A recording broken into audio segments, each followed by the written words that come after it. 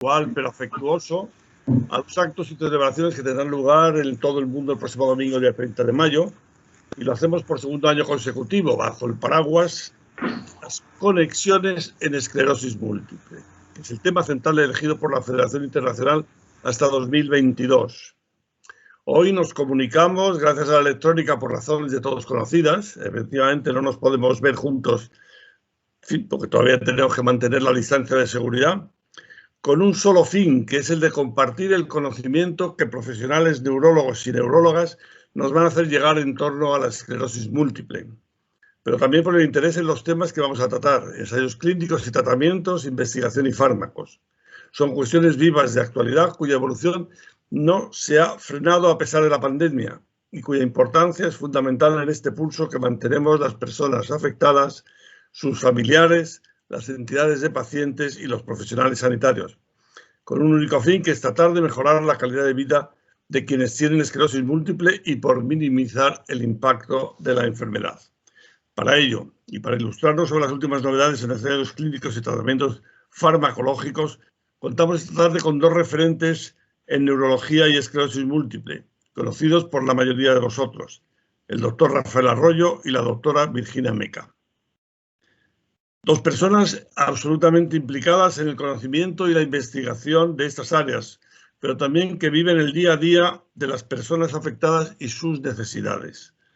Su pulso diario con la esclerosis múltiple, pero también su contribución profesional al conocimiento de la enfermedad, hace de ambos un claro paradigma de esas llamadas conexiones en esclerosis múltiple. Conexión con la persona afectada y su entorno, pero también conexión y compromiso con el avance en el conocimiento.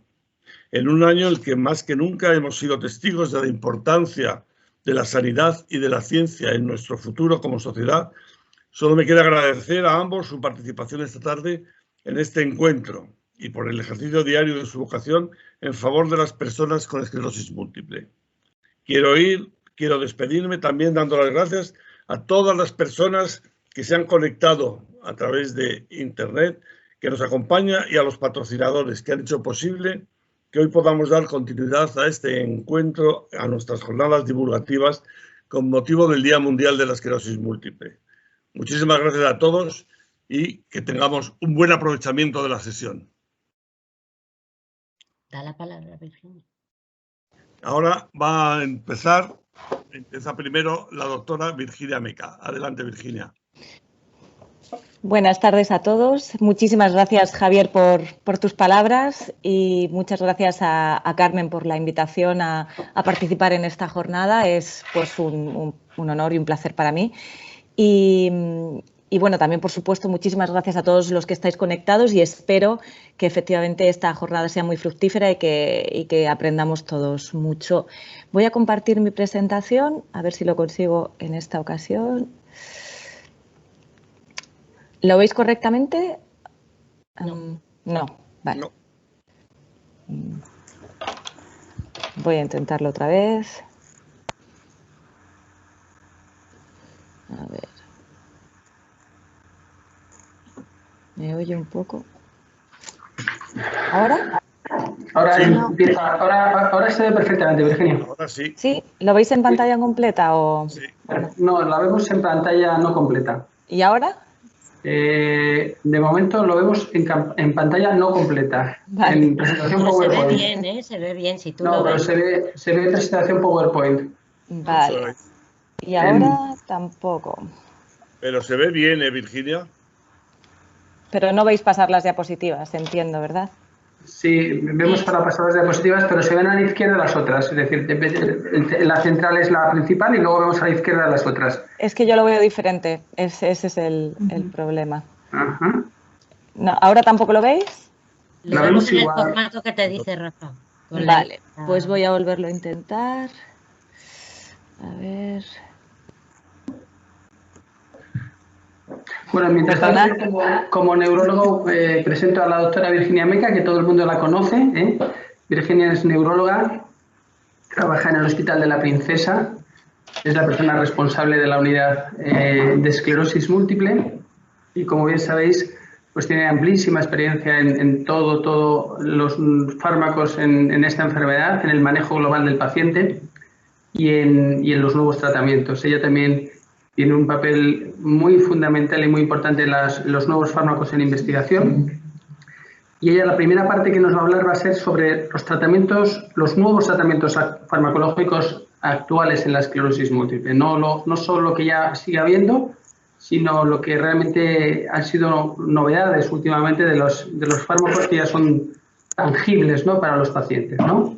Que además, bueno, como bien ha comentado antes Javier, afortunadamente la esclerosis múltiple no para, la investigación no para, y aunque ha habido que hacer un esfuerzo especial durante todo este año pasado para mantener los proyectos de investigación abiertos, que ha sido costoso, ha sido difícil, ha habido que hacer un gran esfuerzo, pero claro, un esfuerzo de muchos meses o muchos años no se podía parar, ¿no?, por todo lo que ha sucedido, ¿no?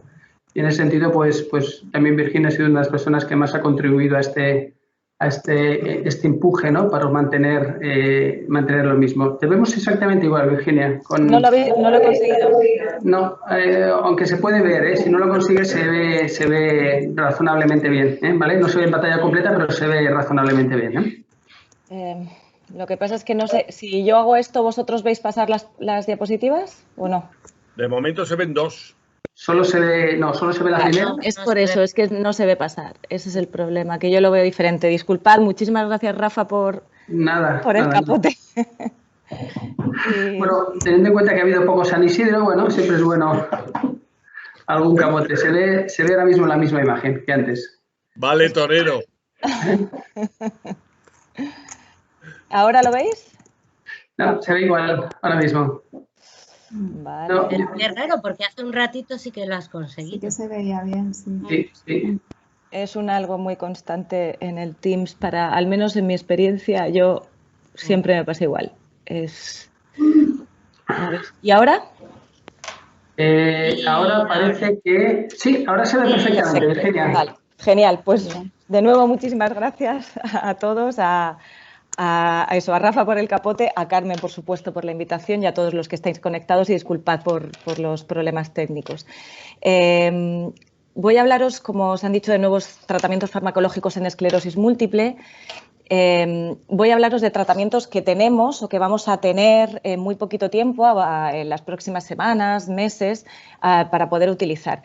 Y son fármacos que hace unos años, hace unos meses, los enfocábamos y los contábamos y os los presentábamos en la parte de investigación. Así que es bonito ver cómo la investigación, que es tan necesaria y tan activa en esclerosis múltiple, como estaba hablando ahora el doctor Arroyo, se hace realidad y se hace tangible y es posible pues, tenerla en nuestra mano para poder tratar la enfermedad. El disponer de muchos fármacos para tratar la esclerosis múltiple, pues obviamente dota la elección de un fármaco de complejidad, pero no se convierte en un camino sin sentido y sin saber dónde elegir, porque nosotros disponemos de muchos marcadores que nos ayudan a tomar la decisión de cuál es el mejor tratamiento para cada paciente.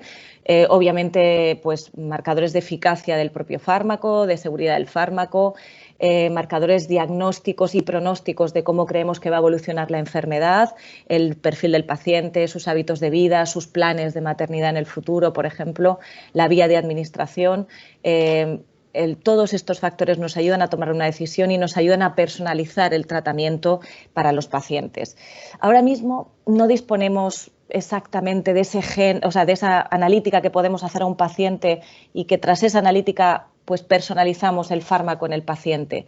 Eso pues en oncología sí que lo conocemos, pero en esclerosis múltiple aún no, porque no, en el futuro quizá podamos disponer de algo así, pero hoy por hoy podemos personalizar bastante bien con todos estos factores el mejor tratamiento para los pacientes. Y ahora os voy a hablar de distintos fármacos, voy a empezar hablando, como os digo, de fármacos que tenemos o que vamos a tener en poquito tiempo disponibles en nuestra mano para utilizar. Voy a empezar hablando de fármacos orales, de un grupo de fármacos orales que son los análogos del receptor de la esfingosina 1-fosfato, que pues son estos tres que tenemos aquí, el ponesimod, siponimod y ozanimod. que tienen un nombre que quizá os pueda recordar a un fármaco que conocéis bien, que es el fingolimod, y os suena el nombre porque pertenecen a la misma familia, pertenecen a este grupo de fármacos. El mecanismo de acción también os resulta familiar. Esto es lo que ocurre en nuestro organismo cuando se produce la esclerosis múltiple. Los linfocitos activados pasan a la circulación y desde los vasos sanguíneos pasan al sistema nervioso central, y ahí es donde producen el daño. Y lo que hacen este grupo de fármacos es producir una especie de secuestro en los órganos linfoides. Estos linfocitos no son capaces de salir en su mayoría al sistema circulatorio, con lo cual no pasan al sistema nervioso central. Ese secuestro es uno de los mecanismos de acción de estos fármacos, de este grupo de fármacos. No es el único, porque estos receptores sobre los que actúan este fármaco los encontramos en distintas células en nuestro organismo. Pues además de los linfocitos, están pues en el tejido cardíaco, en los vasos, en el ojo y también en las células del sistema nervioso central. Y a este nivel también actuarían, pues, por ejemplo, promoviendo la producción de mielina, desinflamando algunas células que se encargan de la inflamación en la esclerosis múltiple, así que tendrían como un doble mecanismo de acción. Os hablo de fármacos de una familia que ya conocemos, de un fármaco que ya estábamos utilizando, y sería como una segunda generación de estos fármacos porque tienen unas ventajas con respecto al que ya conocíamos. Tienen un efecto más rápido, actúan más rápido, tienen una vida media más corta, es decir, que una vez que los eliminamos duran menos en el organismo, y son más selectivos. Hay varios tipos de receptores de la esfingosina 1-fosfato que, como os he dicho antes, están localizados en distintos tejidos de nuestro organismo, y cuanto más selectivo, o sea, cuanto mejor actúan en los lugares donde nosotros queremos, menos efectos secundarios de los que no queremos, que es uno de los problemas que teníamos con fingolimod. Para que os hagáis una idea de cómo podríamos seleccionar o por qué es una ventaja tener varios fármacos de este tipo, pues os pongo este ejemplo con un coche, ¿no? Todos sabemos que es un coche, que es un vehículo de 4 ruedas que nos sirve para desplazarnos de un sitio a otro, pero no todos los coches son iguales y no elegimos el mismo coche para todo, ¿no? Ahí, en función de las necesidades o de las prestaciones que queramos de un coche, utilizaremos o compraremos o querríamos comprar un coche determinado, ¿no? Pues así ocurre con los análogos de los receptores de la esfingosina 1-fosfato. La selectividad que tienen frente a los receptores nos permite unas prestaciones determinadas. Todos estos fármacos han demostrado eficacia en sus ensayos clínicos. Aquí os muestro resultados de ozanimod y de ponesimod frente a fingolimod, y han demostrado eficacia en reducción de brotes, de la progresión de la discapacidad y de las lesiones nuevas en resonancia magnética. Y os dejo aparte el siponimod, y hablo de él aparte porque siponimod pertenece a este grupo de fármacos, pero es el primer fármaco que tenemos aprobado para las formas secundariamente progresivas. Es el primer ensayo de estas características que ha tenido un resultado positivo en las formas secundariamente progresivas. El objetivo primario de este ensayo no fue la reducción de los brotes, sino la progresión de la discapacidad, y este siponimod tiene otras prestaciones diferentes. Lo utilizaremos para reducir la progresión de la discapacidad, y en los ensayos clínicos demostró reducirla en un 21%. No demostró parar la progresión de la discapacidad, sino reducirla, y también reducir la pérdida de volumen cerebral, que es un parámetro muy importante en la progresión en los pacientes. En lo referente a la seguridad, como os decía, al ser un fármaco que actúa más rápido, que se elimina también más rápido, pues tienen perfiles de seguridad algo mejores que el que teníamos antes, y además son más selectivos frente a determinados receptores. Todos han demostrado una seguridad y un perfil riesgo-beneficio muy aceptable, con un número de infecciones bajo. En cuanto al ozanimod, la indicación, todavía no lo tenemos disponible, este fármaco, el ozanimod, pero lo tendremos en breve. Está aprobado para la esclerosis múltiple recurrente remitente activa, y en este caso, muchos de vosotros sabéis que con fingolimod teníamos que monitorizar la primera dosis, pues con ozanimod no será necesario poner el monitor, haremos un escalado de dosis y solamente será necesario monitorizar a aquellos pacientes que tengan algún problema cardíaco. Con Ponesimod este va un poquito más retrasado, la aprobación todavía está pendiente, pero probablemente se aprobará en formas recurrentes remitentes, en formas en brotes, y quizá, o eso esperamos, que se apruebe también en formas progresivas. También es probable que se haga un escalado de dosis y que no sea necesaria la monitorización. Y en cuanto al Siponimod, está indicado en pacientes con esclerosis múltiple secundariamente progresiva con actividad inflamatoria que se puede medir en resonancia magnética, por ejemplo, y en pacientes con EDSS, con la escala de discapacidad a partir de 4. Tampoco es necesario monitorizar la primera dosis, también se hace un escalado de dosis, y aquí me detengo un poquito más. Bueno, este es el resumen de las necesidades de monitorizar la primera dosis, que antes con Fingolimod era necesario en todos los pacientes y con estos fármacos únicamente en los pacientes con problemas cardíacos. Y aquí os indico, y me detengo un poquito más en Mayzent, en Siponimod, porque ya lo tenemos aprobado, porque lo podemos utilizar y porque tiene una peculiaridad con respecto al resto de los fármacos para empezar a utilizarlo. Es necesario hacer una determinación genética antes de empezar este tratamiento. Hay otras determinaciones que hay que hacer, pero que son comunes a todos los fármacos, y tenemos que medir el gen que metaboliza el fármaco, que elimina el fármaco del organismo. Entonces, en función de este resultado, pues ajustaremos la dosis al paciente. La mayor parte de los pacientes tendrán un genotipado que permitirá poner la dosis de 2 miligramos al día y se hará el escalado de dosis. Un porcentaje algo más pequeño de pacientes tendrán otro genotipado que por el cual habrá que reducir algo la dosis, y un porcentaje de pacientes menor, afortunadamente, pues con este grupo de pacientes no podríamos utilizar el fármaco porque no podrían eliminar adecuadamente el fármaco en el organismo. El resto de determinaciones que hay que hacer, pues comprobar que un paciente no tiene una infección, una evaluación oftalmológica, cardíaca, administrar las vacunas necesarias, son comunes al resto de los fármacos y es lo mismo que hay que hacer con el resto de tratamientos cuando los vamos a iniciar. El siguiente fármaco del que os voy a hablar es de natalizumab, y os sorprenderá probablemente a muchos de vosotros porque es un fármaco que conocéis bastante bien, que conocemos desde hace tiempo. Es un anticuerpo monoclonal, es un fármaco biológico que inhibe el paso de los linfocitos al sistema nervioso central, al cerebro y a la médula espinal, y así evita la inflamación. Es un fármaco que tiene una eficacia muy alta, es un fármaco que nos gusta mucho utilizar porque pues, es raro el paciente en el que no funciona porque tiene una eficacia muy alta, y la aparición de este fármaco hace ya bastantes años nos permitió conocer este concepto de paciente libre de actividad de enfermedad. Es un fármaco que nos gusta, seguro, cómodo, en el que confiamos mucho, y la novedad con este fármaco es que hasta ahora estamos acostumbrados a utilizarlo por vía intravenosa. Se administra en el hospital de día, 300 miligramos cada 4 semanas. La novedad es que ha habido pues, varios estudios que han evaluado distintas dosis de natalizumab, de Tysabri, y distintas vías de administración, intravenosa o subcutánea. Y bueno, pues la novedad que tendremos con natalizumab, que la novedad que vamos a tener con Tysabri, es que lo vamos a tener en administración subcutánea. Eso no significa que se elimine la vía intravenosa, vamos a tener probablemente, y lo razonable es que tengamos en todas las farmacias, las dos formas de administración, las dos vías de administración, intravenoso y subcutáneo.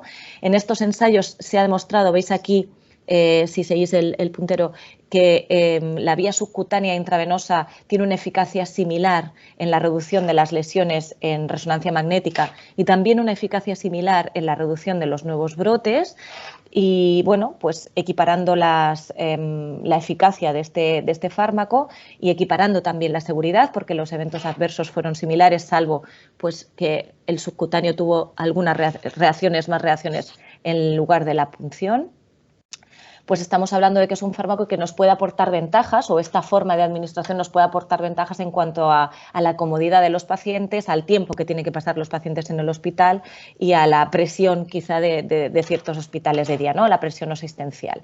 Este fármaco igualmente tiene que ser supervisado de la misma forma que natalizumab intravenoso, el subcutáneo, tiene que ser supervisado y prescrito por un neurólogo especialista, se tiene que administrar en el hospital, no se administra en domicilio. y tiene que pincharlo y tiene que administrarlo personal sanitario, o sea, la enfermería sería la encargada de administrar este fármaco. Se administran 2 pinchazos subcutáneos porque son 2 jeringas de 150 y la dosis es de 300 miligramos, que es la misma que se administraba vía intravenosa. Esta sería la localización de los sitios a pinchar, estas serían las jeringas y se administraría pues, en la cara anterior de los muslos, en el abdomen y la cara posterior de los brazos. La administración sería cada 4 semanas. Y hay que administrar los 2 pinchazos muy seguidos, no deben pasar más de 30 minutos entre ambos pinchazos y además hay que observar igualmente durante 1 hora después de del fármaco, sobre todo durante las 6 primeras dosis. La evaluación y el balance riesgo-beneficio de natalizumab subcutáneo ha sido positivo. La opinión de la EMA es que ha demostrado que la eficacia es bastante similar y que se ganan en calidad de vida probablemente y en tiempo también para los propios pacientes. Es un fármaco que tiene un protocolo de seguridad que tendremos que seguir siguiendo y que no significa que pasemos ni que vayan a pasar todos los pacientes de intravenoso a subcutáneo, ni muchísimo menos. La ventaja es que podremos tener otra vía de administración disponible en caso pues, de que un paciente lo prefiera o que consideremos que lo puede tolerar mejor. Pacientes con problemas con las vías, por ejemplo, pues tendríamos también esta otra vía de administración para poder utilizarla. Por último, voy a hablaros de ofatumumab, que es otro fármaco biológico como natalizumab, pero que tiene otro mecanismo de acción, es un anti-CD20. Este mecanismo de acción también os resultará familiar por otros fármacos como crelizumab o rituximab, que destruye este tipo de células que están implicadas en el mecanismo de acción de la esclerosis múltiple, en la patogenia de la esclerosis múltiple. Este fármaco se administra vía subcutánea y tiene pues, unos ensayos clínicos, 2 ensayos clínicos que son prácticamente idénticos que se han hecho, pues que son internacionales y en los cuales bueno, se ha comparado ofatumumab con teriflunomida, con un fármaco oral, y ofatumumab demostró eficacia en los 2 ensayos en la reducción de la tasa de brotes, en la reducción de las lesiones en resonancia magnética. Estos resultados son espectaculares en la captación de gadolinio y en las nuevas lesiones que captan contraste, y también ha demostrado eficacia en la reducción de la progresión de la discapacidad en los pacientes con estas formas en brotes. En lo referente a la pérdida de lumen cerebral, la verdad es que los resultados han sido positivos, pero muy similares entre ambos fármacos. La seguridad del fármaco también ha sido demostrada, es muy similar en ambos grupos, no mayores efectos adversos con ofatumumab y con más eficacia, y también los eventos adversos, los efectos secundarios que obligan a parar el fármaco han sido bastante similares en los 2 grupos. Los efectos secundarios más frecuentes, pues infecciones respiratorias, que no han sido en su mayoría graves. Y los efectos secundarios más frecuentes que vemos con este fármaco pues son las reacciones relacionadas con la inyección, lo que llamamos reacciones a la perfusión, antes que conocemos con ocrelizumab, pues también ocurren con el ofatumumab, pero son muchísimo más frecuentes, de largo mucho más frecuentes, durante la primera inyección y después disminuyen muchísimo en las sucesivas inyecciones. Esto lo hemos visto muy bien en los ensayos clínicos. Las reacciones que podemos ver a la inyección pues son enrojecimiento, cierta hinchazón, algo de picor, y por este motivo la primera inyección ha de administrarse en el hospital. El resto de las inyecciones, este fármaco, al contrario que os contaba con natalizumab subcutáneo, este fármaco sí se administra en domicilio, pero el primer pinchazo ha de administrarse en el hospital. Se administra de esta forma, se da una dosis semanal. Pues las 3 primeras dosis son separadas de 1 semana, el día 1, el día 7 y el día 14, y a partir de aquí es cada 4 semanas. Las zonas de inyección son similares y bueno, pues es un pinchazo autoadministrado por el paciente una vez al mes, que es bastante cómodo, bastante seguro y que también evita que el paciente tenga que acudir constantemente al hospital, y el autoinyector la verdad es que es bastante cómodo y que está bastante validado por grupos de expertos como son las enfermeras en este tema de los autoinyectores. Antes de empezar el tratamiento, pues las mismas medidas que comentaba antes con Maizen, las que tenemos que hacer con todos los fármacos, comprobar que los pacientes están adecuadamente inmunizados, evitar infecciones en el momento de empezar, asegurar que el paciente tiene anticuerpos frente a la hepatitis B y durante el tratamiento pues controlar la seguridad, que haya complicaciones con el tratamiento y por supuesto es incompatible con el embarazo. La vacunación, como os decía, como con todos los fármacos que utilizamos actualmente. Y esta es mi última diapositiva.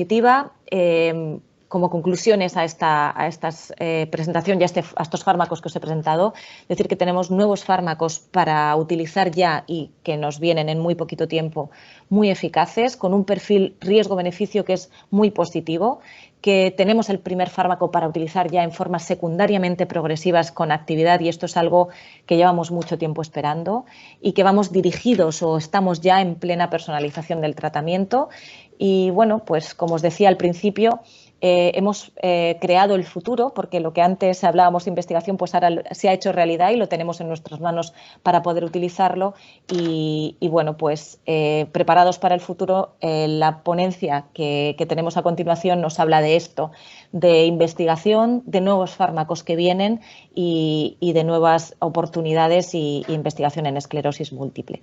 Muchísimas gracias a todos.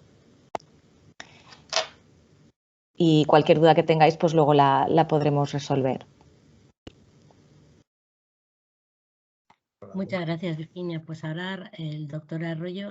Gracias, Virginia. A ver si esto está por aquí. Sí. ¿Cómo va la cosa? ¿Sí? ¿Pantalla completa? Sí. Pantalla completa, perfecto. Muy bien, estupendo. Bueno, yo me uno a los agradecimientos. Buenas tardes.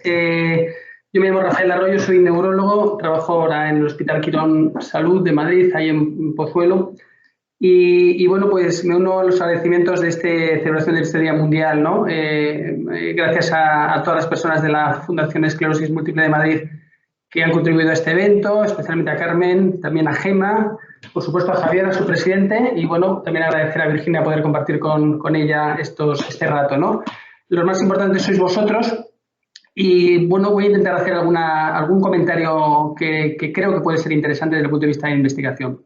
Si hablamos de investigación, podríamos estar aquí hablando afortunadamente de decenas de fármacos que ahora mismo están en fases iniciales, fases 0 en modelos animales, fases 1 en modelos ya muy de inicio, fases 2, fases 3, y podríamos estar hablando de muchos, afortunadamente muchos tratamientos. De esos algunos llegan y otros no llegan. También hemos hablado muchas veces de que una molécula se inicia hasta que se comercializa en esclerosis múltiple pueden tardar de 10 a 12 años. También nos parece que tanta a veces información un poco exagerada en los medios de comunicación, yo creo que no nos ayudan a nadie, ¿no? Entonces, he querido un poco estos 10 minutos que voy a hablar, no voy a hablar mucho más para luego las preguntas que queráis, ¿no? Hablar de unos nuevos fármacos que se pueden un poco tocar en la investigación. Ya sabes que se pueden tocar porque los fármacos que vamos a hablar están en eso que se llaman en fase 3. Ahora, con la dichosa pandemia, ya hemos aprendido mucho de ensayos clínicos. Ya sabéis que eso de la fase 3 es la última, previa a la comercialización de un producto. Y no he querido hablar de estudios en fase 1, muy preliminares, en fase 2, que algunos no llegan, pero sí estos fármacos que sus características y por las nuevas dianas terapéuticas, como vamos a hablar, nos parecen muy interesantes, muy atractivos y desde luego yo creo que todas las personas que hacemos esclerosis múltiple hace muchos años estamos como muy pendientes de ver estos nuevos fármacos en investigación. Se llaman los inhibidores de la tirosin quinasa de Bruton. Muchos de vosotros nunca lo habréis oído. Nosotros hace 2 años, la mayoría de nosotros también nos sonaba raro. Son los famosos BTKIs. El que no lo haya oído lo va a oír mucho tiempo, durante muchos años, esperemos para muchos años y para siempre para los pacientes, ¿no? Y tal vez lo interesante es esas nuevas dianas terapéuticas y lo entenderemos un poco, a ver si yo paso, alguna diapositiva es un poco técnica, pero ahora lo comentaremos todo, ¿no? Porque, mirad, ya sabemos que los pacientes, todos vosotros, cuando hay brotes claros, pues parece que hay tratamientos estupendos y también a Virginia contra algunos nuevos que van a ser estupendos para vosotros. Ya en la progresión la cosa se complica y lo que sí queremos y necesitamos es que, sobre todo esas progresiones, que los fármacos actuales pueden incidir de una forma positiva pero no completa, es posible que tengamos que buscar otras líneas, otras formas de incidir en la enfermedad. porque ya os han hablado de la importancia que tiene eso del linfocito B, por ejemplo, o clelizumab o fatumumab, o los linfocitos T, muchos medicamentos alteran de una forma al linfocito T, o esto que se llama el macrófago, que esto sí que es interesante. El macrófago es una célula por ahí rara que está y que lo que se dedica es a veces a machacar algunas cosas, ¿no?, en el torrente sanguíneo. Y podría ser, por ejemplo, otra diana interesante, ¿no?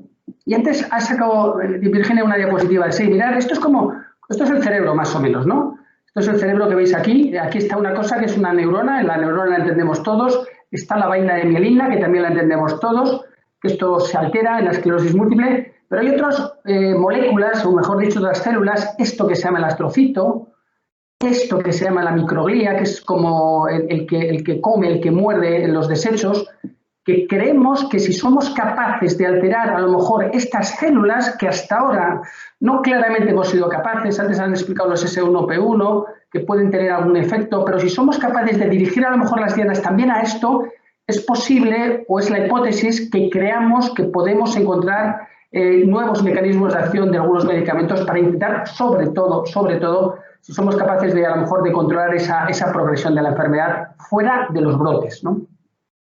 Y fijaros, la verdad que, como han dicho, las dianas que estamos utilizando ahora de los medicamentos que tenemos pues son pues las conocidas. Fijaros, medicamentos como clelizumab, teriflunomida, natalizumab, cladivina. Los que ha comentado Virginia, no había visto su diapositiva, ponesimod, ozanimod, siponimod, dianas parecidas o muy parecidas a fingolimod, o fatumumab, un fármaco también con una diana muy parecida a clelizumab. Pero estamos buscando otras cosas que a lo mejor complementen estos fármacos. Ojo, estos fármacos a veces funcionan escandalosamente bien en algunos pacientes, ¿no? Pero buscamos que funcionen sobre todo en otros pacientes, o a lo mejor que sean una alternativa o un añadido a los pacientes, a los fármacos que tenemos a estos momentos.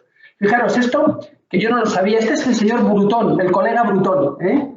Este era uno de estos médicos, pues listo, que en el año 51... un niño se le moría porque tenía sepsis recurrentes, ¿no?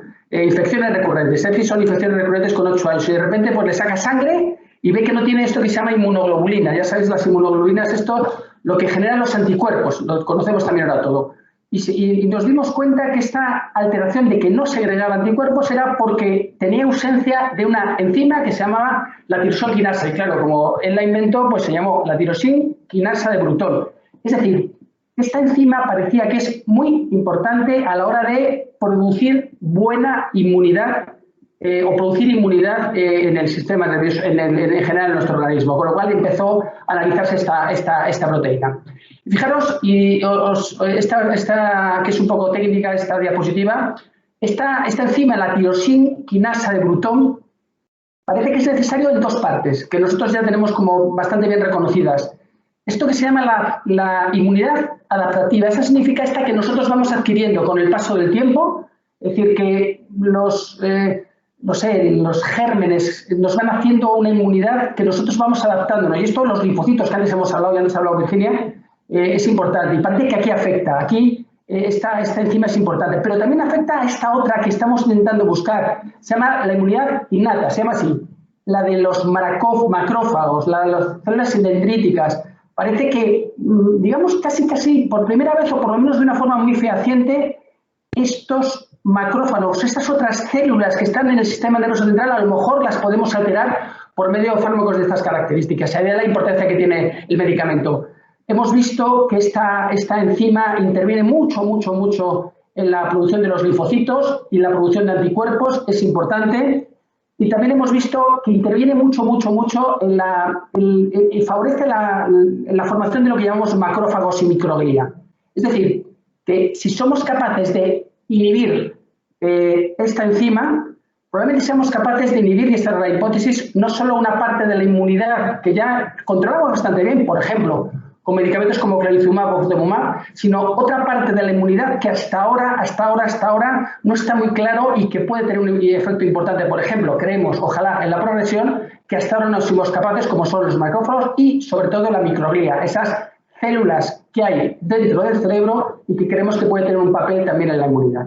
Bueno, como consecuencia de este rollo que os he dicho inmunitario, de repente ya aparecen 3 fármacos en fase 3. Insistimos, fase 3 son fármacos, no pongo bien ni esclerosis múltiple, perdonen aquí que le falta una I, ¿no? Estos fases 3 significa fármacos que están en la última fase intentando demostrar su eficacia y como veremos en las mismas formas clínicas. Y de repente hay un lanzamiento de 3 fármacos en fase 3, evobrutinib, tolebrutinib, fenebrutinib. Evobrutinib, su propietario, la molécula es de una compañía muy potente que se llama Merck, que por ejemplo Mavenclad de ellos, tolebrutinib es de Sanofi, el propio Ovagio, el propio otros fármacos son de ellos y el propio fenebrutinib que es de Roche. Es decir, sinceramente llevamos muchos años en la esclerosis múltiple, muchos años en investigación y sinceramente yo no he vivido un desembarco, como veréis, de 9 ensayos clínicos en fase 3 con unas moléculas que, bueno, veremos cuáles son las diferencias entre ellas para todas las formas clínicas, como veremos, formas en brotes, formas secundarias progresivas y formas primarias progresivas con estos inhibidores de la tirosin, quinasa de Bruton, BTKIs, que son estos 3, ¿no? ¿Y qué diferencia hay entre estas moléculas? Primero, decir que son moléculas orales, lo cual no está mal. Evobrutinib se da 2 veces al día, ahora lo comentaremos. Tolebrutinib se da 1 vez al día, ya lo comentaremos. Y fenebrutinib se da 2 veces al día, ¿no? Y son moléculas algo diferentes, con enlaces reversibles o irreversibles, que tienen una selectividad diferente, que parece que penetran bien en el cerebro, pero serán los ensayos clínicos en fase 3 los que hagan realmente, y nuestros conocimientos los que hagan diferenciar un poco mejor estas 3 moléculas que, bueno, estamos trabajando en ellas, estamos nosotros mismos aprendiendo mucho de ellas, los propios neurólogos que nos dedicamos a esto, pero aún tenemos que aprender mucho de estas moléculas y de su diferenciación. Y, por supuesto, aquí el movimiento se demuestra andando y serán los resultados de estos estudios que os voy a presentar en fase 3 los que nos digan, bueno, qué molécula para probablemente cada paciente pues puede ser más atractiva o a lo mejor serán unas moléculas bastante parecidas, que esto aún no lo podemos conocer.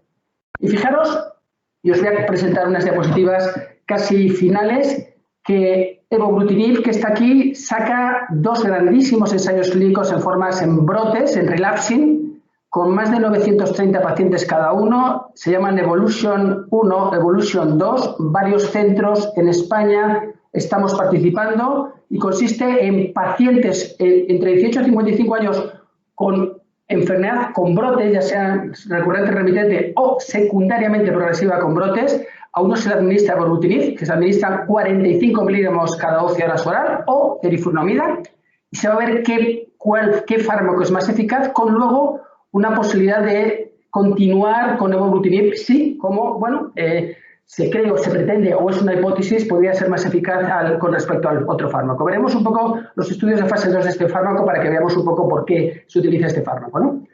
Fijaros, tolebrutinib, la molécula de Sanofi, lanza un desarrollo clínico fase 3 sin precedentes, creo, de una forma brutal y es capaz de meterse en 4 ensayos clínicos diferentes, Gemini 1, Gemini 2, ¿esto qué es? Enfermedad en brotes, contra teriflunomida, contra Ovagio, es decir, pacientes, unos de 50% toman esta molécula nueva, se da 1 vez al día, 60 miligramos orales 1 vez al día, o teriflunomida, pero se atreve también con este estudio que se llama Estudio Hércules, esclerosis múltiple secundariamente progresiva sin brotes, 60 miligramos 1 vez al día, ojo, aquí hay placebo, 2 pacientes toman tratamiento, 1 paciente toma placebo, es 2-1, hay placebo, y saca este estudio que se llama Perseus, que es primariamente progresiva en pacientes con 60 miligramos, 2 toman tratamiento, 1 toman placebo, ¿no? Esos pacientes que a lo mejor en estos momentos no tendrían indicación del único medicamento que está comercializado, que es ocrelizumab, ¿no? Y sin cortarse un pelo tampoco, fenebrutinib, el fármaco de Roche, saca también 3 estudios. Uno nos parece realmente espectacular, uno en primaria progresiva, en 2 enfermedades en brotes. El de primaria progresiva se llama Fentrepid, que es este. Imaginaros, es enfermos con forma primariamente progresiva y a unos se les aplica ocrelizumab, el fármaco que está en estos momentos, el único que está, que se puede utilizar en enfermos hasta 55 años en España, con actividad. En España, aquí los enfermos pueden llegar a estar hasta 65 años, pero con componente activa este inhibidor, este BTKI, que se llama fenebrutinib, 200 miligramos cada 12 horas oral. hemos empezado este estudio, varios centros en España están participando en este estudio, nos parece un estudio realmente muy atractivo para los pacientes. Ofrecerles este nuevo BTKI versus ocrelizumab, y bueno, yo creo que ha sido también valiente Roche a la hora de presentar este estudio con estudios a largo plazo, si es que la molécula puede llegar. Insisto que todo esto es hipótesis fase 3, ningún fármaco de estas características ha demostrado de momento eficacia, y con estos estudios lo que queremos ver hasta qué punto estos fármacos pueden superar a los que tenemos en estos momentos, y esto es ciencia, y esto es ensayos clínicos, y esto es investigación. Una cosa importante es ver que probablemente para las formas primariamente progresivas, no solo los datos que habitualmente utilizamos de esta famosa escala del LSS, probablemente también la deambulación debe ser muy importante a la hora de valorarlo, probablemente cómo es nuestro manejo de las manos, es decir, es probable, y he leído por ahí alguna pregunta, es posible que necesitemos para las formas progresivas claramente de otros marcadores o de otros parámetros para ver si realmente estos fármacos están siendo eficaces en estos ensayos clínicos y en formas clínicas. Termino también que fenebrutinib está haciendo también 2 ensayos potentes en formas en brotes. Como veréis, todos el comparador esteliflunamida, varios centros en España también participan, y creemos que, bueno, como digo, es un desembarco de todos estos fármacos que realmente son muy atractivos. Y me faltan 2 diapositivas. ¿Y por qué estos estudios se están haciendo? Bueno, evidentemente, cuando un fármaco entra en fase 3, es que previamente ha habido estudios en fase 2. En este caso, voy a presentar algún comentario del fase 2B, en este caso con evobrutinib. Presento este estudio porque es el único publicado hasta estos momentos. Nada más y nada menos, este estudio está publicado en New England Journal of Medicine. Es la revista de mayor impacto del mundo. Eso significa que la ciencia cree que estos fármacos pueden llegar a ser importantes o pueden llegar a cambiar la vida de los pacientes, ¿no? Y por eso este ensayo clínico, fase 2, insisto, publicado en New England en el año 2019, habla de cómo 3 dosis diferentes contra placebo, incluso contra un control más adelante abierto, que es Tecfidera, si era más eficaz utilizar estos productos que placebo y que dimetilfumarato, ¿no? Y en este caso, como vemos, la dosis de 75 miligramos 2 veces al día, que no será la que se vaya a utilizar en fase 3, será de 45 miligramos 2 veces al día, reducía de una forma mucho más importante lo que son las nuevas lesiones con el contraste, que las otras dosis, que por supuesto que el placebo, que por supuesto que el dimetilfumarato, y como consecuencia de esto creemos que son productos que dan datos claros de eficacia para lanzar estudios en fase 3, ¿no?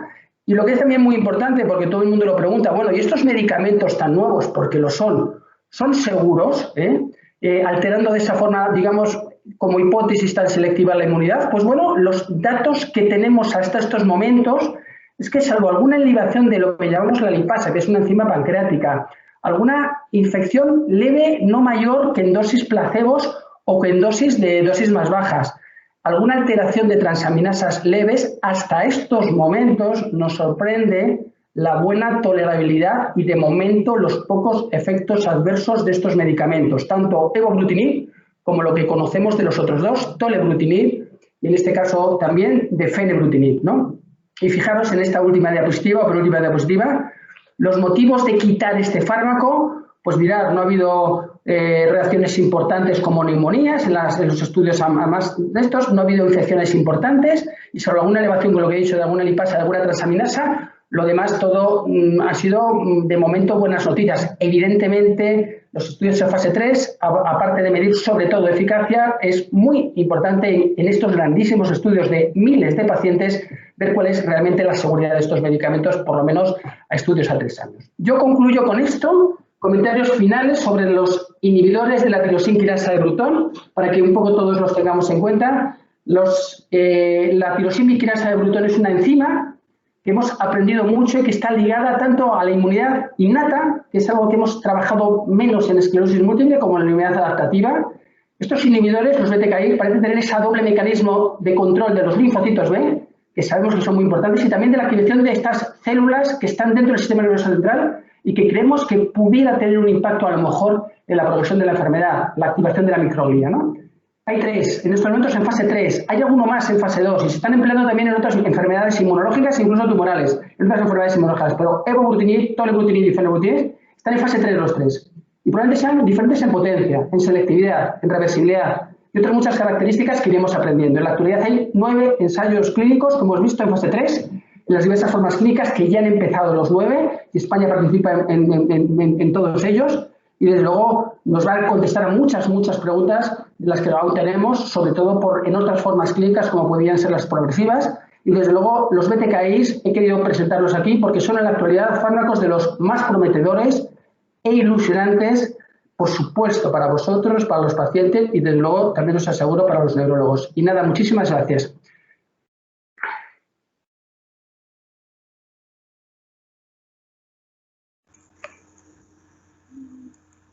Bueno, muchísimas gracias a los dos. Muchísimas gracias por vuestra cercanía. Hay que ver todo lo que aprendemos con vosotros.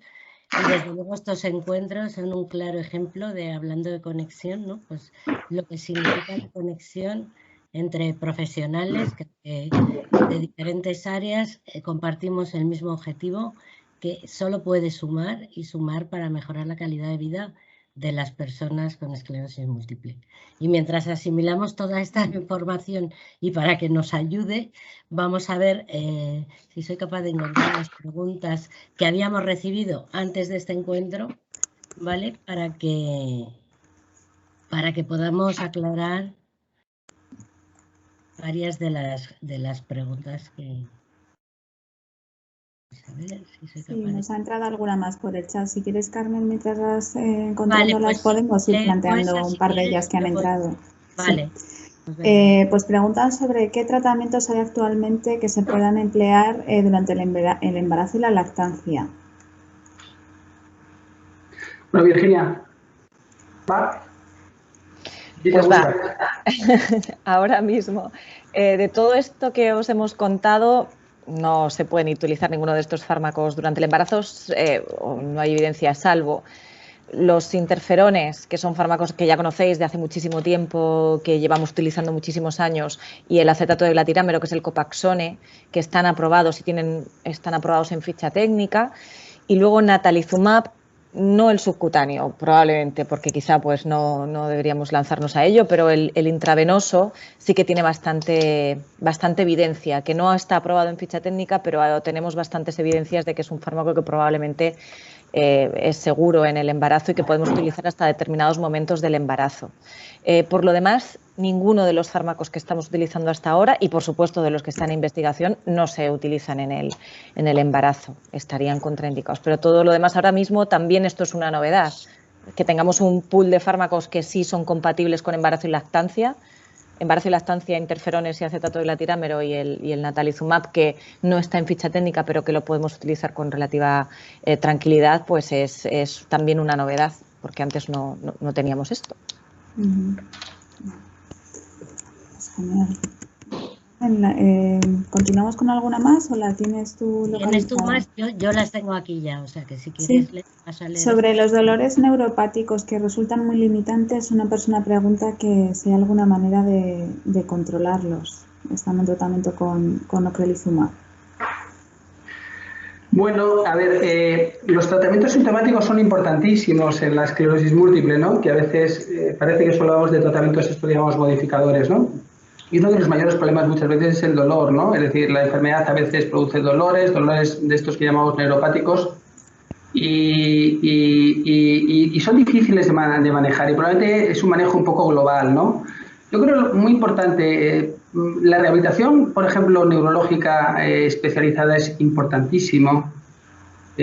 Por ejemplo, también hacer actividad física programada, adaptada a cada paciente suele ser estupendo en muchos pacientes, incluido para el dolor. Ejercicios en el agua a veces también puede ser realmente importante.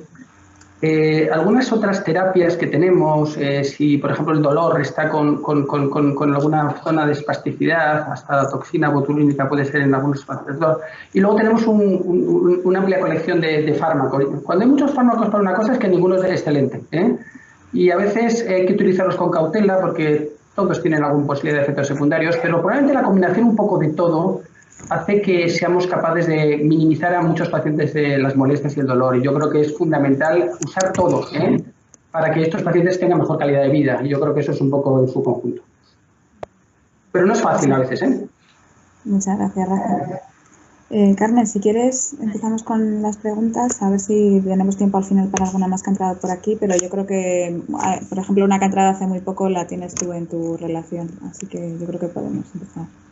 Bueno, pues aquí preguntan, ¿hay diferencias según el tipo de esclerosis múltiple progresiva que tengas? Se oye muy mal. Carmen, se te oye muy bajo. Se te oye muy bajo. Dice que si hay diferencia dependiendo del tipo de esclerosis múltiple progresiva que tengas. Sí, yo creo que ha quedado claro en vuestra exposición que, bueno, había cada una de las... A ver, hay diferencias hasta si tienes en todas las formas de esclerosis múltiple. O sea que cada uno, y eso yo creo que lo decimos todos los neurólogos que nos dedicamos a esto, cada uno tiene su esclerosis múltiple y es súper heterogénea, y tanto las formas progresivas como las formas en brote son distintas según cada paciente. En las formas progresivas en general siempre se ha tendido, y la clasificación que hacemos es entre las primarias progresivas y las secundarias progresivas. Las secundarias son las que van después de tener una esclerosis múltiple en brotes. Y bueno, siempre se ha tendido a diferenciarlas mucho entre ellas, pero hoy por hoy yo creo que se habla y se las incluye a todas dentro de un mismo pool, aunque tienen sus características diferenciales, sobre todo en la forma de empezar. Y ahora mismo fundamentalmente la diferencia es entre cada paciente, ¿no? Porque cada paciente va a tener su forma de progresión, su forma de progresar y su tipo de enfermedad. Sí, ahí lo que decías de la personalización, ¿no? Claro. Es que cada paciente parte de su propia enfermedad, de sus propias características como individuo, ¿no? Pues eso, de un deportista, de un no deportista, de determinados parámetros, de otras cosas también. Vale, luego, siguiente pregunta, fármacos remielinizantes, vacuna con ARN mensajero, antígenos específicos, oligodendrocitos. Bueno, yo contesto un poco. Antes lo he comentado algunos de los estudios en fase 3, ¿no? Estos que hemos hablado de los BTKi, ¿no? Hay, desde inicios, lo que se dice en fase 0, en modelos animales, hay muchos fármacos que se están empleando, ¿no? Esta información famosa que salió de la vacuna ARN mensajero, que yo creo, y lo digo claramente, fue un poco sensacionalista, bueno, un poco no fue sensacionalista, o por lo menos a nivel periodístico, no es más que una nueva fórmula de conseguir un fármaco, pero ojo que esos estudios estaban hechos en modelo animal, ¿no? Eran estudios en fase 0, ¿no? Yo creo que todo lo que sea nuevo es positivo, pero de ahí a que este tipo de fórmula de ARN mensajero pueda ser un cambio significativo, bueno, tendrá que demostrar otras muchas cosas, ¿no? Decir solo que la remediación, que es lo que todos buscamos, hay que ser objetivo. Aún no estamos cerca, ¿eh? Yo creo que aún no tenemos fármacos, porque algunos que habían intentado demostrarlo pues no fracasaron, ¿no? Entonces, son objetivos que están aún en vías muy tempranas, ¿no? Y estudios muy tardíos ya, fase 3 sobre todo, incluso fase 2 avanzados, aún no tenemos. Hay muchas moléculas que se están iniciando de cara incluso a la rehabilitación. Hay algunos antígenos específicos que también se están empleando, pero yo creo que queda mucho por trabajar, y lo que tal vez sea más importante es todo lo que vamos a tener, como ha comentado Virginia hace poco, y bueno, y otros fármacos que realmente sí podemos empezar a, no te digo a tocarlos, pero sí a poder intentar ver que a lo mejor no remielinizan, pero ojalá tengan un mayor impacto en la progresión de la enfermedad, que es muy importante en estos momentos. Sí, ojalá. Esta pregunta muy recurrente en casi todas las jornadas, que preguntan qué sabemos sobre el trasplante de células madre hematopoyéticas.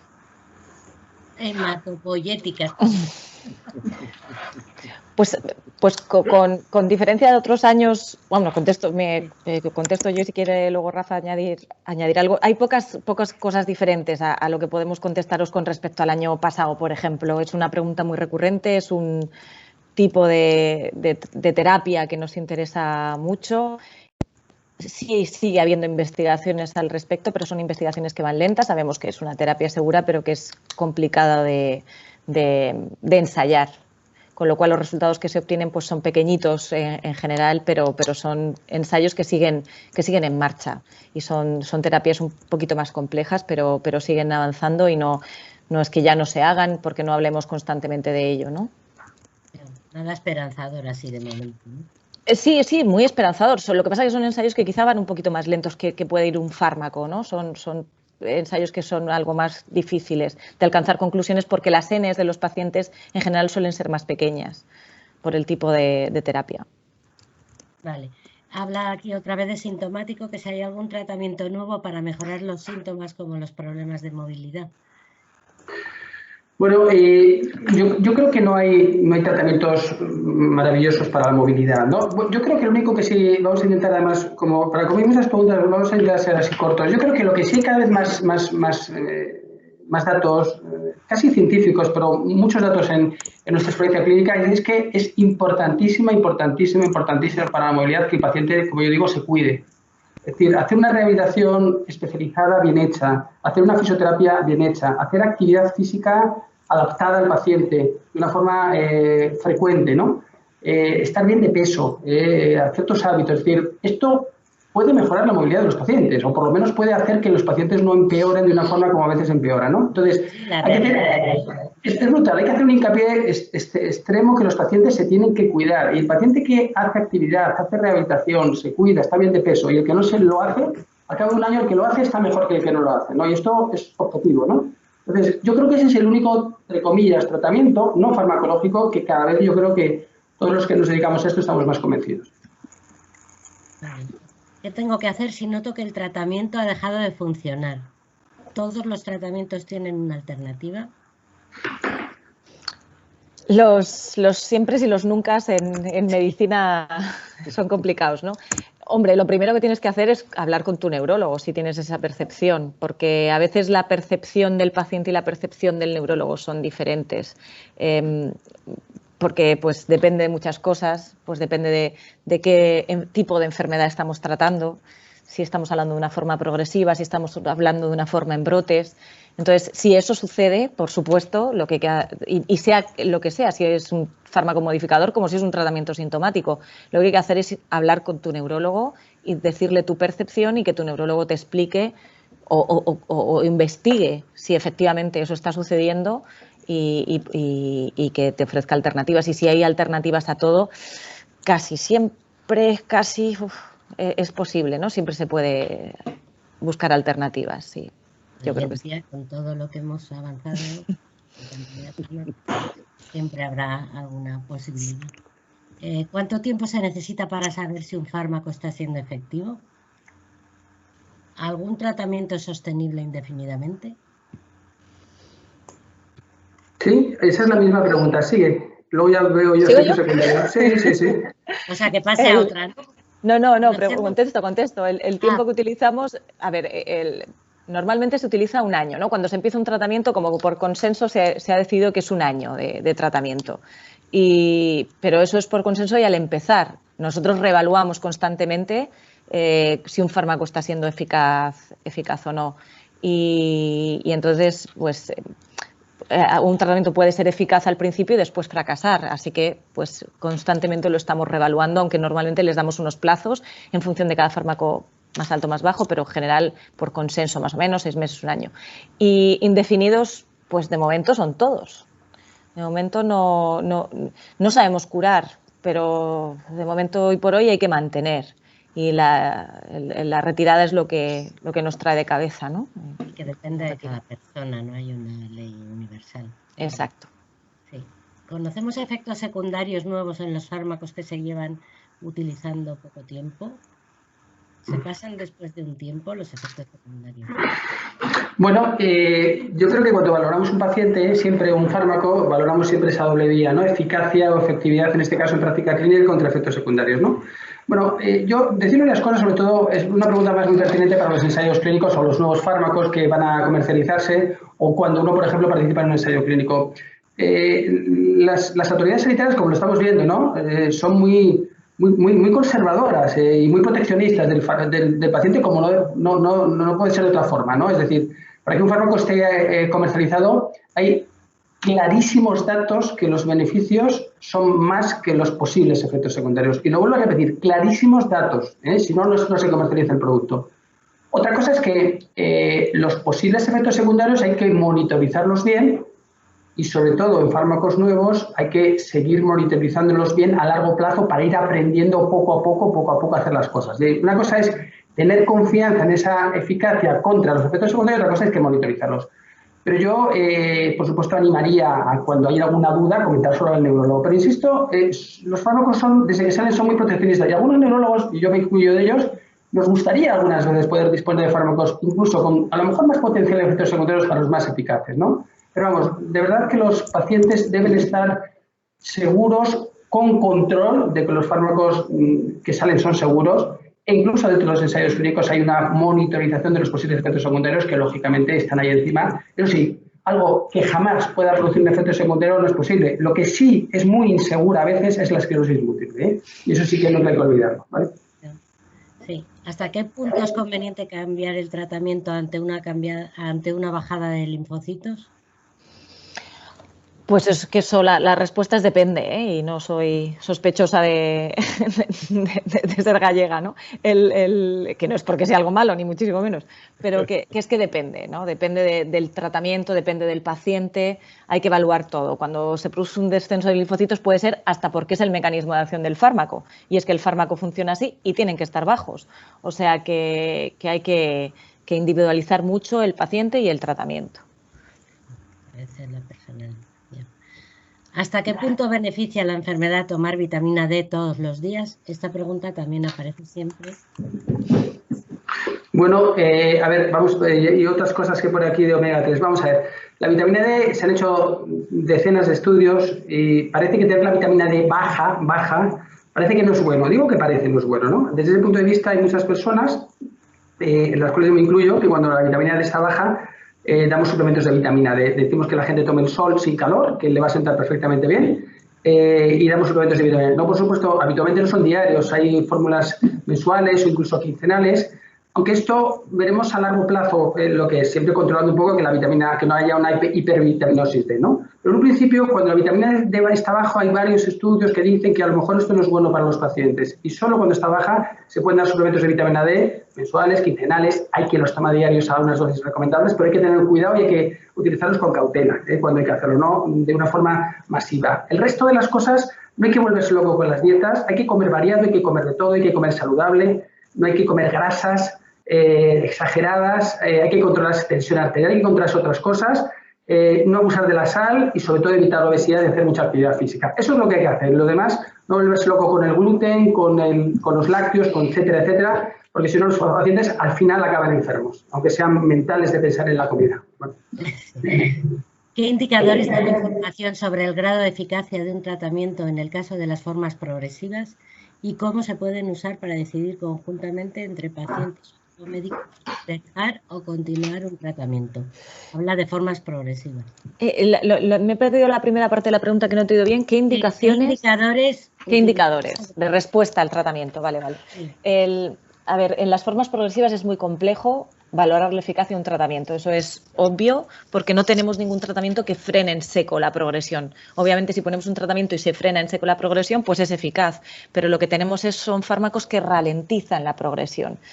Entonces, nosotros no podemos hacer otra cosa más que medir mucho más a los pacientes, hacer test de la marcha, hacer test cognitivos, hacer test y, por supuesto, valorar que no producen efectos secundarios, que riesgo-beneficio estamos aportando un beneficio al paciente, pero hoy por hoy, en las formas progresivas, tenemos muchas dificultades para medir la eficacia. Tenemos que tener constantemente esa balanza riesgo-beneficio delante, pero es muy complicado, efectivamente, medirlo. Muy bien. ¿Cómo se puede acceder a información fiable sobre ensayos? Bueno, la verdad es que España ese nivel yo creo que tendría que mejorar, ¿no? En el sentido de, bueno, yo creo que afortunadamente hay muchos centros en España o varios centros en España, no me atrevo a decir muchos, ¿no? En Madrid, en Cataluña, en Levante, en el norte, no muchos, donde desde hace muchos años se hace investigación clínica internacional de este tipo de fármacos a muy altísimo nivel y España sigue siendo de los países, mira, ahora mismo prácticamente en todos estos que hemos estado comentando están metidos y además incluyendo pacientes, etcétera, etcétera, ¿no? Entonces, claro, a veces cómo llega esa información a los pacientes es difícil, ¿no? Y también es muy claro, hay pacientes que se pueden beneficiar de ensayos clínicos y hay pacientes que no se pueden beneficiar de ensayos clínicos. Tampoco hay que olvidarlo esto, ¿no? Los ensayos clínicos surgen para necesidades no cubiertas. Un paciente que está con una medicación X y está estupendamente bien, sin brotes, sin actividad, sin progresión y con una buena tolerabilidad y una buena seguridad, no cambiar nunca o prácticamente nunca. Pero sí es posible que cuando una persona quiere hacer un ensayo clínico, algunas veces a través de asociaciones, fundaciones, los hospitales, algunos de los hospitales que hacen investigación tienen acceso a esta información, ¿no? Pero es posible que tendría que mejorar esto porque en otros países, por supuesto Estados Unidos, en el Reino Unido, hay un acceso mucho más directo a los pacientes y yo creo que eso sería bueno para que los pacientes en un momento determinado pudieran hacer. Esto es un área de mejora, aunque si bien es cierto, lo que hay que hacer es preguntar a tu neurólogo, ver qué posibilidades hay y ver dónde en un momento determinado sí se puede beneficiar, porque si no, no tiene mucho sentido, pues poderlo, si no se hace en ese centro, pues derivarlo a otro centro. Sí, de momento la forma más directa es a través del neurólogo, ¿no? Que es la persona de más confianza y que tiene mejor. Muy bien, pues yo, de momento, no sé si, Gemma, tú tienes alguna pregunta más. Sí, un par de preguntas. Bueno, una justo la acabáis de responder, que preguntaban que cómo se puede participar en los ensayos y quién selecciona a las personas que entran a formar parte, pero bueno, esa ya la acabáis de dar respuesta. Hay otra pregunta que es si además en los ensayos clínicos de medir la eficacia de los medicamentos, de los fármacos, si se valoran otro tipo de parámetros del paciente, como la alimentación, suplementación, vitamina D, otros factores como el tabaco, alcohol, estrés. En los ensayos clínicos se recoge una cantidad de datos brutal de los pacientes. Se recogen muchísimos datos de tratamientos, de terapias. Cuando se administra, cuando un paciente empieza un fármaco en un ensayo clínico, hay que recoger cuándo lo ha empezado, cuándo lo ha finalizado y se recoge muchísima información. El estrés, por ejemplo, pues ya te adelanto que no se recogen intervenciones quirúrgicas, se recogen, pero el estrés es que es tan difícil de medir y siempre los ensayos con estrés han sido tan complicados de analizar que hay cosas que no son posibles recogerlas en los ensayos, pero en los ensayos sí se tienen en cuenta muchísimas variables, casi todas las variables y todo lo que le ocurre al paciente, hasta si pues, se ha roto un brazo por cualquier cosa, cuándo se lo ha roto, por qué se lo ha roto, te piden datos, todo se recoge porque prácticamente todo se analiza en los ensayos clínicos, prácticamente todo se tiene en cuenta. Sí, yo añadiría a esto, ¿no? Es decir, yo creo que como todo va cambiando, ¿no? Y la tecnología va cambiando, se está tratando de ver ese tipo de paciente que es todos los días, ese que dice, doctor, que yo, doctora o doctora Beca, doctora Arroyo, yo me encuentro peor, aunque la exploración parece igual, ¿no? Es decir, hay parámetros que no somos capaces de medir en la exploración y se están ahora utilizando eso, además de test de calidad de vida en todo el mundo, hasta ya en los famosos sensores, nuestros móviles, muchísimos estudios ya llevan sus pulseras, porque probablemente haya parámetros que hasta ahora no éramos capaces de medir. Antes la comentó Virginia muy bien en la famosa progresión, la enfermedad progresiva, que es muy complicada de monitorizar, ¿no? En práctica clínica habitual y en ensayo clínico. Yo creo que también los ensayos nos están ayudando a eso, a ver si hay otras herramientas, sobre todo van a ser digitales muchas de ellas, que nos van a ayudar a identificar mejor la progresión de la enfermedad o cómo están yendo las cosas, ¿no? Y en eso también nos ayudan mucho los ensayos clínicos, de los múltiples parámetros que se están recogiendo. Sí, yo te doy la confianza con tu médico de referencia para que seas capaz de preguntar y si estás progresando, pues tener la confianza de expresar que estás así. Pues muy bien, yo creo que hasta aquí hemos llegado. Antes de cerrar este encuentro, quería quedarnos con un mensaje esperanzador. Como hemos visto, la evolución en términos farmacológicos es impresionante. No me quedo tan tranquila con la evolución a nivel social. Creo que aunque hacemos mucho y mucho esfuerzo, creo que la cosa va bastante más lenta, dependemos mucho de la administración y de mucha burocracia y es muy lento, pero sí que quiero decir que sobre ese aspecto el público de hoy puede contribuir mucho. Nos dedican un día al año, que es próximamente el día 30 de este mes, y entonces yo os pido que vamos a petar las redes, a ser trending topic, porque hay muchísimas campañas que mucha gente se ha esforzado mucho durante estos meses para poner en marcha y creo que merece la pena pues que apoyéis campañas como La Carrera, Conexiones EM, Eres Más, Multiplícate. Todo esto son campañas que van a estar durante esta semana, incluido el fin de semana, en redes sociales y entre todos es la manera de conseguirlo. Es difícil, pero seguro que vamos a ser más que la M, pero necesitamos la ayuda de todos. Así que muchísimas gracias, Virginia, por vuestra colaboración. Muchísimas gracias a los patrocinadores también, a Javier, a Gema y, bueno, y a todo el público. Y espero poder tener ocasión de saludaros muy pronto otra vez. Así que hasta pronto. Gracias. Hasta pronto. Gracias a ti. A la carrera. Sí, vamos a correr. Muy bien. Gracias. Gracias. Chao. Hasta luego. Gracias. Adiós. Adiós, chao. Dios. Adiós.